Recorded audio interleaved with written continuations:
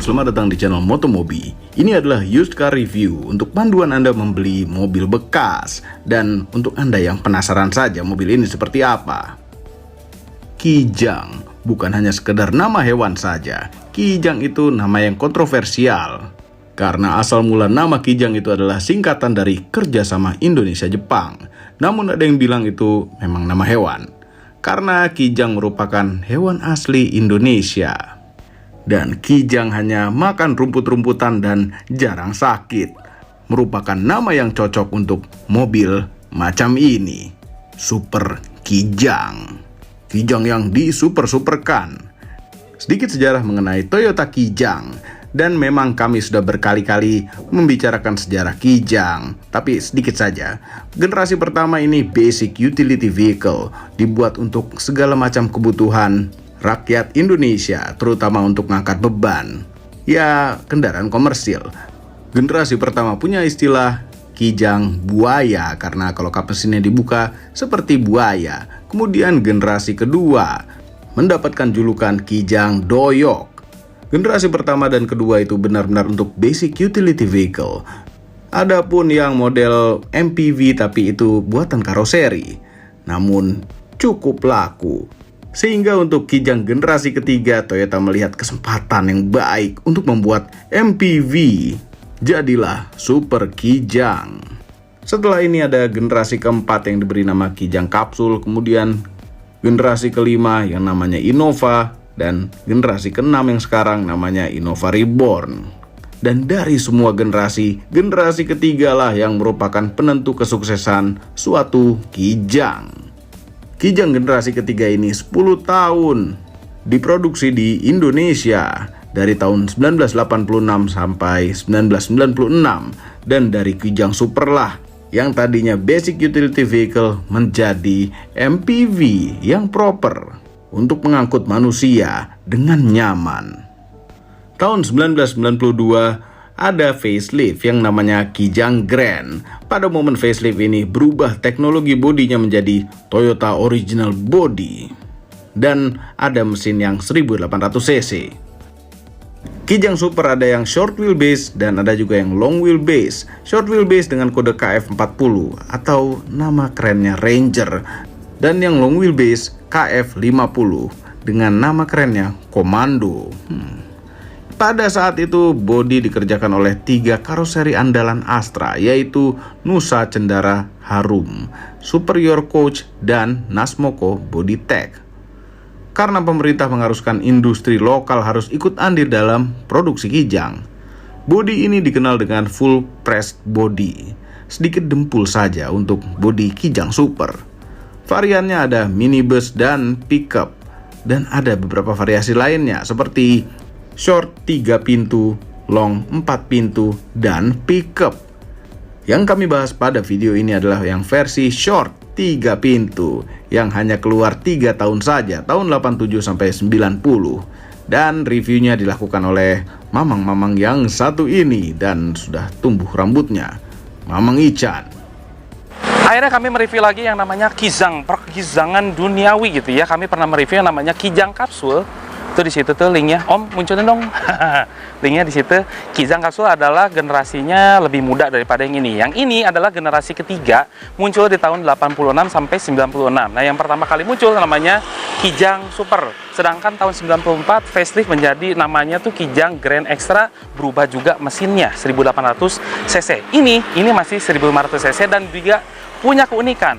Karena yang namanya Kijang itu punya chassis short sama chassis long. Yang ini short tapi 3 pintu saja dan keluarnya di tahun 87 sampai 90 saja, limited edition gitu bisa dibilang.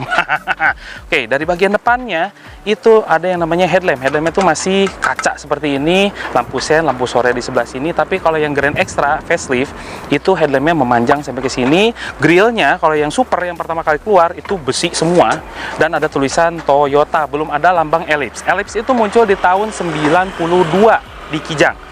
Bempernya besi-besi semua sama kayak Kijang Grand Extra, tapi kalau Kijang Grand Extra itu nggak sekaku ini, ada lekukan di bagian bawah dan ada yang namanya lampu sen di bagian bempernya.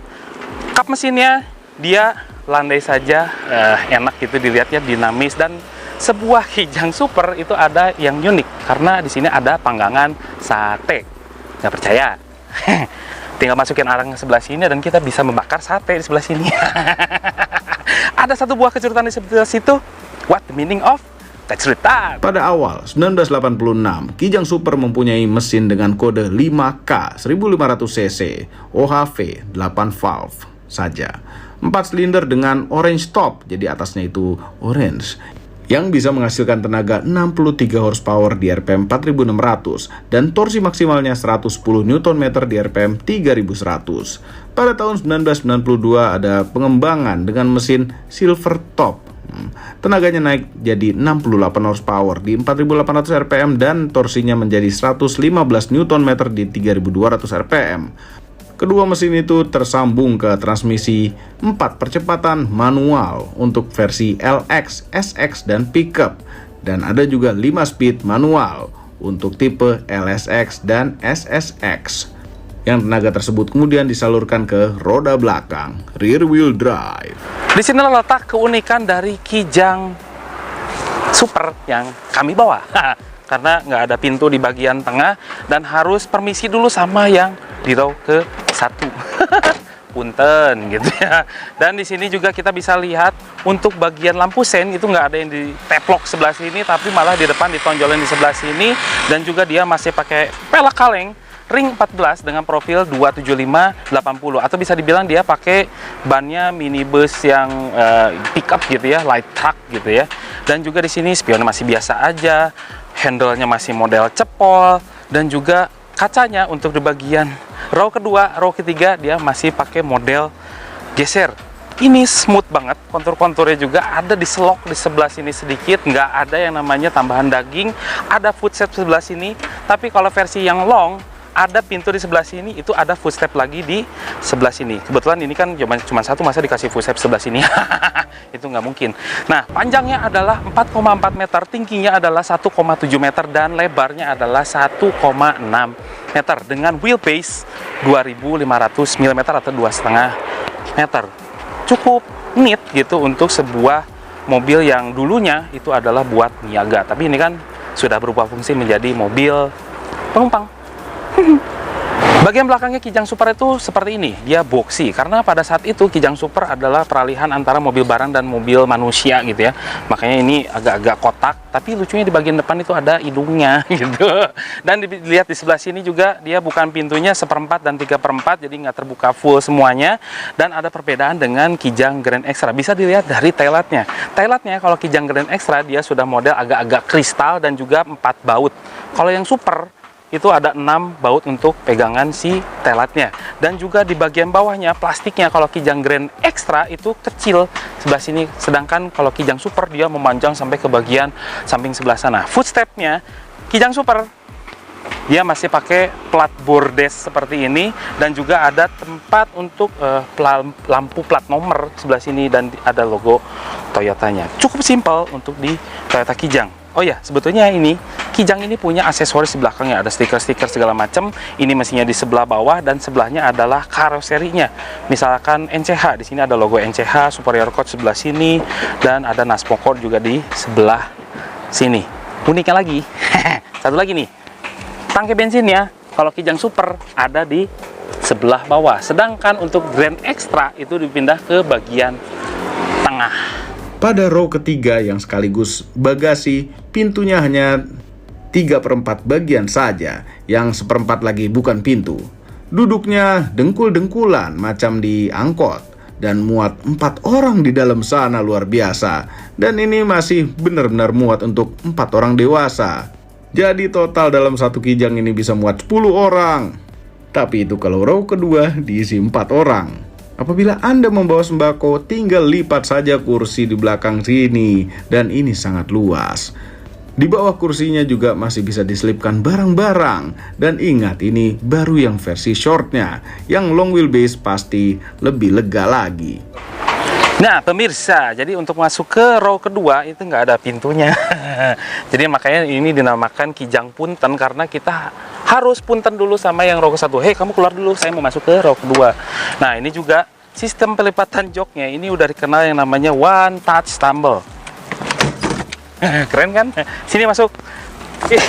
Ya memang ini kan karena versi yang short gitu ya, jadi makanya ruang lututnya dia terbatas. Ini udah disetting sama saya gitu, yang profil saya 172 cm dan kaki saya agak-agak panjang. Nah ini rasanya di belakang seperti apa? Kita headroomnya sudah agak-agak mentok dan juga lutut saya sudah bener-bener nggak bisa gitu ya. Nah juga rebahannya itu nggak terlalu rebah banget, agak-agak tegak, tapi kita ada hiburannya. Hehehe, ada armrest dan juga di belakang nggak ada yang namanya safety belt. Ya oke, terus bahan-bahan joknya juga dia masih model-model karung seperti ini. Isinya warnanya krem empuk gitu kayak di sofa di rumah, apalagi ditambah dengan bantal seperti ini nyaman. Tapi ya ini memang agak-agak kesiksa di bagian lutut dan headroomnya. Nggak ada headrest lagi pak. Ya begitulah. Ada asbak. Asbaknya itu diputer-puter. Oke, Om Obi jelaskan di bagian kokpit. Lanjut ke kokpitnya Kijang Super. Joknya ini lumayan empuk sebenarnya di zamannya, mirip sofa rumah. Tidak ada side support dan tidak ada headrestnya. Tapi di atas tahun 90 akhirnya dikasih headrest. Dengan tanpa headrest ini gampang terbunuh seorang manusia apabila terjadi tabrakan dari belakang. Versi short 3 pintu ini jok yang paling depan itu terpisah, sedangkan yang long jok depannya itu menyatu jadi bisa bertiga, macam di angkot.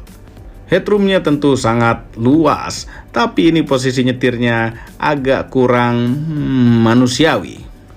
Dashboardnya terasa seperti di bawah, jadi ada rasa commandingnya. Instrumen clusternya pun sangat sederhana, tapi lumayan dapat fuel gauge, temperatur mesin, dan speedometer. Setirnya ini besar karena untuk menanggulangi beratnya setir karena tanpa power steering pada saat itu. Dashboard sederhananya ini materialnya kuat walaupun plastik. Dan di situ ada kotak harta karunnya. Glove boxnya itu terbuka ke atas. Aneh. Tapi lumayan, ada kuncinya. Ada asbak dan ada power socket, dan di bawahnya ada ventilasi AC yang bisa dibuka tutup setiap sisinya. Dan ini ventilasi AC macam AC gendong tambahan. Ini dapat sun visor, namun hanya untuk supirnya saja. Penumpangnya biarin silau. Yuk sekarang kita coba test drive Super Kijang. Nyetir Kijang Super. Dulu kami belajar mobil pakai Kijang macam ini. Nyetirnya itu sangat mudah, apalagi dulu sudah power steering. Posisi nyetir commanding dan kap mesin kelihatan dari ujung ke ujung itu mempermudah belajar nyetir. Handlingnya jangan diharapkan limbung banget, tapi suspensinya empuk. Empuknya tuh empuk banget. Yang depan tuh kalau ada polisi tidur, itu nggak kerasa. Padahal ini masih pakai leaf spring, atau biasanya kalau leaf spring itu kan buat mobil barang yang biasanya kaku. Kalau ini empuk gitu. Makanya aneh sebuah Toyota Kijang itu dipakai nyaman-nyaman aja karena suspensinya enak. Tapi ya gitu, memang limbung di atas 80 km/jam aja udah mulai kerasa limbungnya. Dan kami masih sangat ingat ketidakenakan mobil ini. Rem tangannya model tarik seperti itu. Kemudian shifternya agak keset masuknya. Tapi koplingnya ringan dan remnya lumayan pakem. Namun belum mengenal yang namanya istilah ABS. Kemiringan setirnya itu seperti macam mobil yang tidak ada hidungnya. Mesin yang dipakai oleh Super Kijang itu dia berkode 5K 1500 cc 4 silinder OHV 8 valve karburator, dan ini mempunyai keluaran tenaga 65 horsepower di pertama kali keluar di tahun 86, dan pada tahun 92 dia mengalami perombakan sedikit lah di bagian mesinnya, itu sekitar 68 horsepower. Nah, torsi puncaknya dia mencapai 115 Nm, yang artinya torsinya adalah 2 kali lipat dari horsepower. Nah, udah mulai ini nih, kerasa nih karakternya. Dia memang torsi. Makanya Kijang itu kalau dibuat top speed enggak juga, karena kalau di RPM tinggi dia agak-agak ngempos. Tapi torsi awal awalnya di 2000, sekitar 2000 lah, ini karena nggak ada RPM-nya, sekitar 2000 aja dia udah mulai kerasa. Makanya kalau untuk nanjak Kijang Super oke, tapi terganggu dengan rasio gigi yang sangat-sangat pendek. Satu, kedua itu sangat pendek banget. Jadi makanya kalau nanjak Kijang Super bukan boyo, tapi rasio giginya, karena dipindahin dari 2 ke 3 itu sangat-sangat jauh. Makanya lambat kalau ditanjakan, karena dia mempertahankan di gigi 2 terus. Kalau di gigi 3 dia ngempos langsung. Dan suaranya kayak Boeing. Ini kayak Boeing, lihat. Berisik banget. Tapi hebat, masih bisa ngejar 100 km per jam. Konsumsi BBM-nya Super Kijang itu agak boros. Untuk di dalam kota dia 1 liter bisa menempuh 7 km saja pakai AC. Bahkan bisa lebih boros. Tapi senengnya karena agak-agak boros, tapi dia hanya pakai yang namanya premium saja. Kalau pakai Pertamax agak-agak ngapain juga gitu, karena tidak begitu signifikan untuk di keluaran tenaganya. Ini nyetirnya edik. Enak banget tuh, lihat, santai gitu ya, nggak peduli gitu, santai aja. Dan ini dari tadi, apalagi dengan kaca akuarium ini kita diliatin orang. Kijang Super, jadi apa yang kami pikirkan mengenai mobil yang ini? Kalau misalnya Anda pengen mobil yang retro klasik, legendarisnya dapat, perawatannya mudah, nggak neko-neko, mungkin ini adalah salah satu jawabannya. Apabila Anda juga pengen nyetir, belajar nyetir gitu, baru ngerawat mobil, ini adalah yang paling gampang untuk dirawat. Spare partnya murah dan juga penyakit seriusnya relatif nggak ada. Itu kemakan umur aja kalau misalnya udah rusak gitu ya. Ini mobil yang nggak rusak-rusak. Dan juga untuk harga jualnya, ini yang 3 pintu terutama agak-agak gelap. Bahannya itu bisa sampai 40 juta yang layak jalan gitu ya. Apalagi dengan kondisi seperti ini bisa lebih dari itu harganya. Pajaknya murah. Tahun 87 di daerah Bandung itu pajaknya hanya 400.000 saja. Tapi zaman dulu pun terasa sekali basicnya mobil ini, sangat sederhana sekali. Sehingga terbukti sampai sekarang sangat durable, tidak rusak-rusak, perawatannya sangat murah dan mudah. Apabila Anda ingin menjadi kolektor, bisa saja membeli Kijang Super 3 pintu ini. Karena lumayan langka, harganya ini agak lumayan gelap. Overall, mengenai Kijang generasi ketiga, merupakan mobil yang sangat dicintai keluarga di zamannya. Ya, namanya Kijang sampai sekarang pun dicintai keluarga, walaupun bukan mobil yang paling enak. Dan dari dulu sampai sekarang masih tetap memakai leather frame. Dari dulu sampai sekarang masih tetap basic. Ya, sekarang hanya rumit urusan teknologi mesinnya saja. Tapi dulu mampu dibeli keluarga. Sekarang tidak semua keluarga mampu, karena varian termahalnya harganya sekarang sudah mau nyenggol 500 miliar. Semua ini adalah opini pribadi saya dan Mamang Ican dari Aspros Auto itu. Video ini tidak dibayar oleh siapapun, dan apapun yang terlihat pada video ini, jangan lupa tekan tombol jempol ke atas dan subscribe channel Motomobi Omobi dan Mes Mobi apabila belum, berikut dengan tombol loncengnya. Share video ini ke seluruh dunia melalui sosial media Anda, dan jangan lupa follow sosial media kami yaitu Instagram. Oh ya, itu juga follow itu Aspros Auto, si Mamang Ican itu. Terima kasih telah menonton.